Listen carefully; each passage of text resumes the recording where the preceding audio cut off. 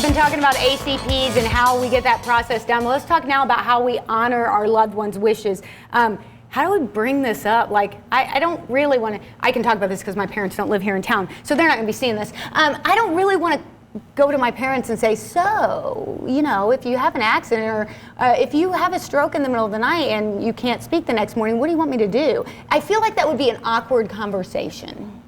Yeah, so I think there's lots of opportunities to start the conversation without saying, let's have your death and dying conversation, mom and dad type of thing. One of those would be to use something that's happening in the media. There's the movie out now, Encanto. We don't talk about Bruno. Yes, I feel like advanced care planning is one of those. We don't talk about advanced care planning. We don't talk about death and dying. But ultimately, when you bring that out, people are willing to talk about it, and people want to talk about it.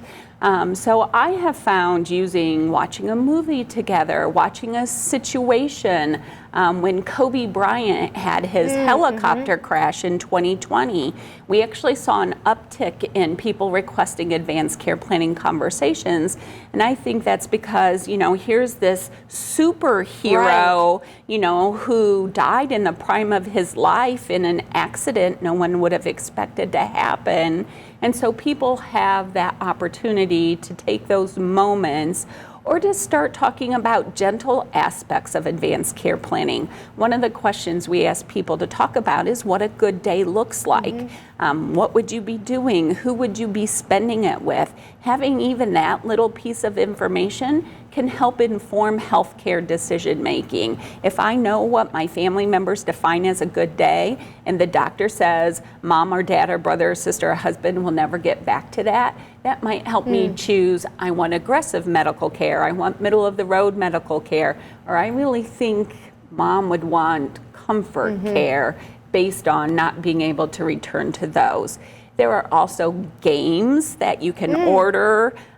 There's one called the Death Deck, Morbid Curiosity. That seems a really strange name for a game, but okay, I'm in.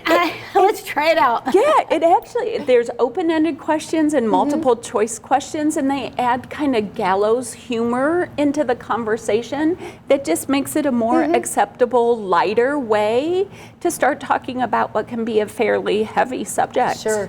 What are some resources? Besides the games, because that sounds like a resource to me, but what are some resources that are available? So the Indiana State Department of Health has their resource page. It's an advanced directive resource page.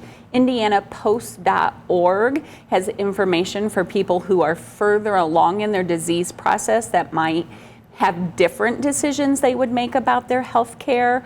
Both Aging and In-Home Services and Parkview, we have advanced care planning facilitators who are trained to have these conversations and help families really dive into the information in a way that's fairly value neutral and non-threatening, but really to get to the bottom of telling the people who matter most what matters most and how that might impact healthcare decision making. I've only got a couple seconds left, but I think I know the answer to this, but can I change it as I age or maybe with a diagnosis, or can I change my advanced care directive?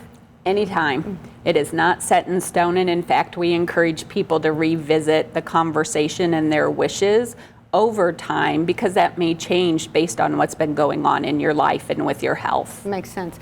Well, we appreciate all of your wisdom. Go make your advanced care plan right now. Have that conversation. We're going to talk about what's trending in aging and in-home services when we come back.